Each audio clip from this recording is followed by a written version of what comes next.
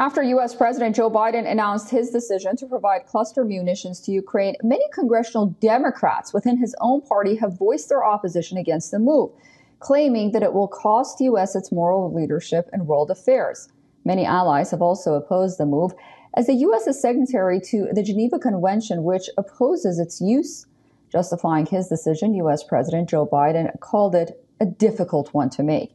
He said Ukraine needed cluster bombs to fight against Russia's invasion, as it is running out of ammunition.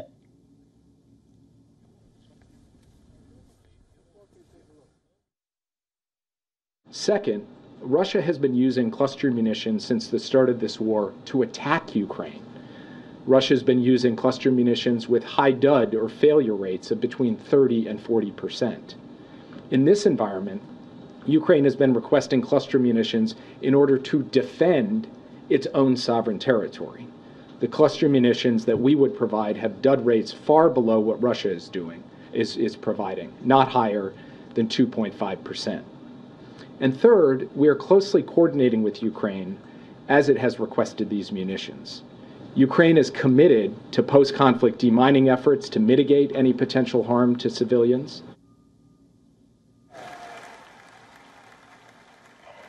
Democratic U.S. Senator Tim Kaine and Representative Barbara Lee raised concern over the decision by the Biden administration. Tim Kaine said Biden's move could inspire other countries to sidestep an international convention barring the munitions. Lee urged the Biden administration to reconsider this step, claiming he crossed the line this time. Russia has taunted the United States' decision on sending cluster munitions to Ukraine, saying the move shows its desperation. Russia says by agreeing to send cluster munitions to Ukraine, the White House has confessed to committing war crimes. Even Biden's Western allies are uneasy with this decision. Ahead of the Vilnius summit, U.S. President Joe Biden made a stopover in London and met with British Prime Minister Rishi Sunak. Sunak had opposed Biden's move, saying the UK was one of the countries that signed a convention banning their use and would continue to supply tank and long-range weapons to help Ukraine fight Russia. Meanwhile, the Canadian government has also opposed the use of cluster munitions. It says it was committed to putting an end to the effects of cluster munitions on civilians. Spain, too, opposed Biden's decision, claiming cluster bombs could kill indiscriminately over a wide area and pose a threat. Germany, which also shared a similar anti-cluster stand, drew the ire of Ukrainian President Vladimir Zelensky. He said that Germany should not block cluster bombs being sent to Ukraine, while China warned that the transfer of cluster munitions could lead to humanitarian problems.